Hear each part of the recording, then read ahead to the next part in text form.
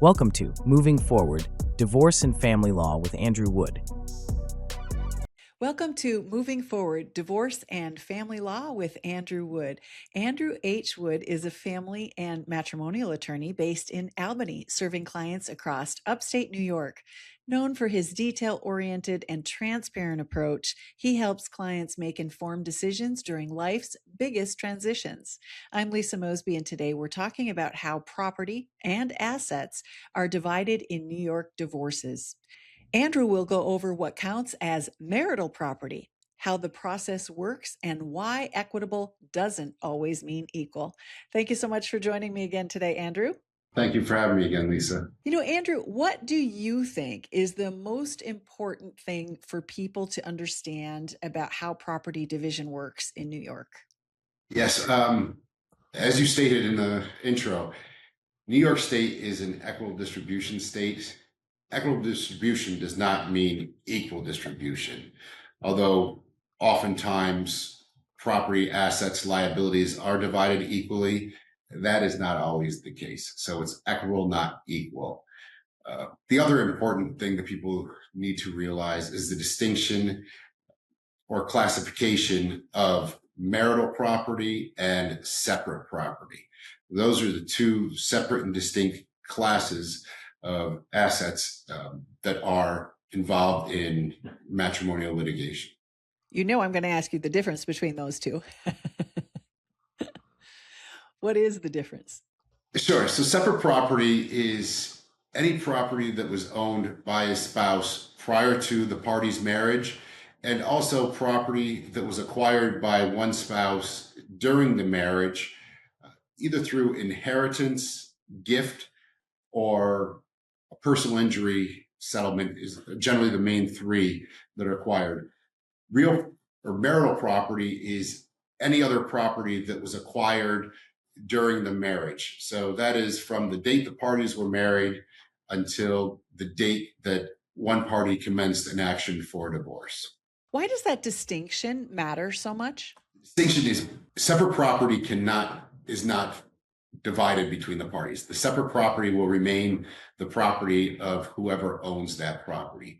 Marital property is what is divided between the parties.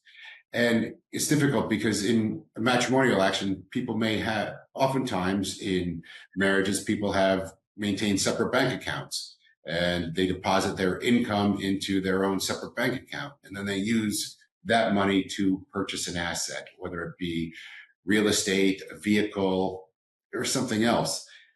Just because that money was purchased by them from using the funds in their bank account, that's still a marital asset, as opposed to a separate asset, which might be a vehicle that they inherited from their mother or grandfather or whoever it may be. So that's a lot of different accounts and assets. What kinds of assets tend to create confusion? Things like retirement accounts, investment accounts, or real estate?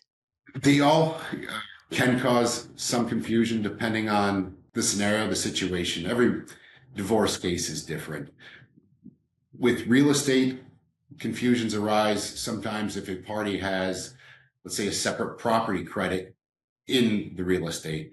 That would arise if somebody used funds that they inherited or that were their separate property and used those funds as the down payment to a house. In that situation, they might get a credit towards the value of that house for their separate property credit. Retirement accounts sometimes create the same issue. If somebody had started a retirement account or had an interest in a pension prior to their marriage, they get a credit for that portion of the retirement account that was not marital. So all assets can have some difficulties in determining marital share and separate share, but it is something that an experienced matrimonial attorney can figure out after getting the necessary information. And then how do the courts decide what's a fair or equitable division when the spouses disagree? That's usually, unfortunately, done after a trial. The courts have to make a determination. The parties weren't able to agree. and settle. And the court looks at numerous factors that are enumerated in the statutes and the laws of New York State. They also take into account the way people acted during the marriage. That would come up in testimony that would be given during the trial.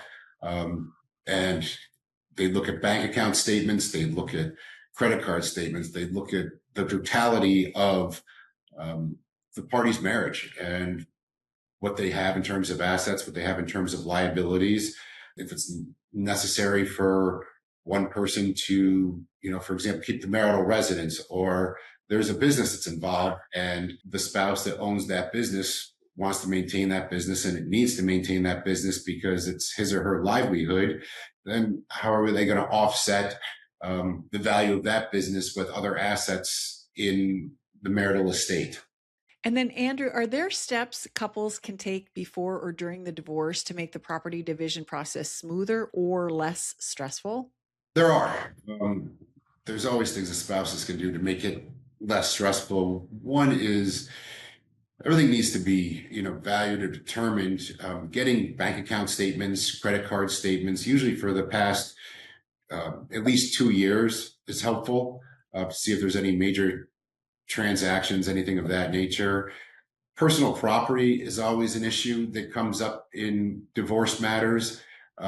If parties can go through, their house or the garage or wherever they may have personal property stored, got to make a detailed list of who is going to keep what.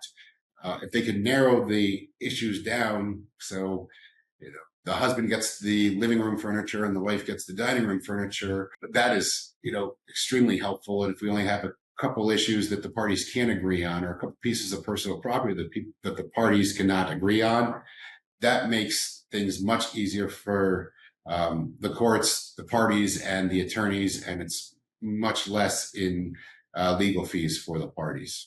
And then the follow-up question is, of course, how are debts like credit cards and mortgage divided during a divorce?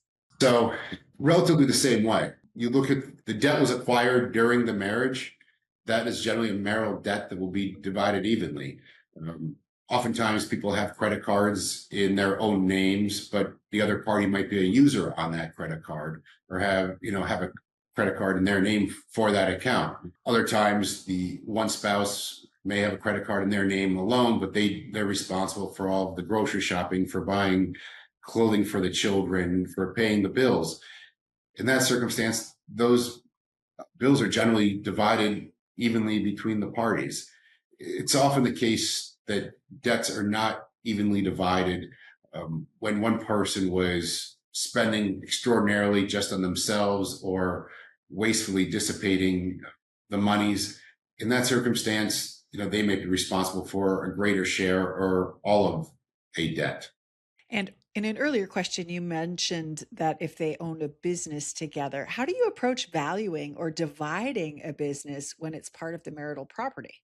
When it comes to valuing a business, depending on the type of business and how large it is or how intricate it is, oftentimes you'll hire what's known as a business valuation or a business expert, in which case they will get necessary documents pertaining to the business, financial statements, financial records, bank account statements, any debts, any installment contracts that the businesses might own, and go about through their process valuing the business. There's different ways to value different types of businesses. I've seen many different valuation reports. It also depends on what share of the business a person owns. If they own 100% of the stock of the business, or if they're a minority owner in it. For example, if it's a large family company and there's many people that work in the business, their percentage might be less, and with that comes less rights and the value is less. But generally hiring an expert to do it, there are ways can be done without an expert. Attorneys will regularly go through and look at the bank accounts, and if it's just a sole proprietor that is, whether it's a contractor or a lawyer, we can kind of go through the records and figure out what their income is and try to come up with a valuation, whether I'm dealing with the party themselves or their attorney. and see if we can agree on something. Otherwise, it would have to go to the court. And then once we have a value of that business, it's how do they pay that? So that's usually done through what's called a distributive award, which is a payment, or either a one-time lump sum payment, or it's paid over a period of time for the value or the marital value of that to the other party. And same thing with a house. If one person wants to keep the house and let's say the other party is entitled to $100,000 in equity from that house, well, the options are generally take out, refinance the mortgage, get a higher mortgage so you can pay that person their share, or get a home equity line of credit to pay that person off. Or if there's other assets in the marital estate, maybe retirement accounts, assets would have to be looked at in a different way, but bank accounts, things of that nature that can offset the equity in the house. That's how that is generally divided between the parties. That makes sense. And if one spouse believes that the other isn't being fully transparent about finances, what options exist to uncover hidden assets? First, through the discovery process, as a matrimonial attorney, I would ascertain whether it be from the party, from their attorney, or from the financial institution, a lot of the bank statements, and those alone provide me with a significant amount of information. If if I don't think I'm capturing it all, you can hire an expert as well, and you can hire financial or forensic experts. You can hire accountants. You can hire private investigators to search for other assets, and to look through the statements even further to see if we were missing anything. That makes sense. Where I want to leave it today, Andrew, is what is your best advice for keeping expectations realistic and protecting long-term financial stability through maybe a property settlement? That's a great question. And as with other issues involved in the matrimonial field, it's getting an idea from the outset of the parties' financial situation, of their assets, of their incomes, and what they're looking to do.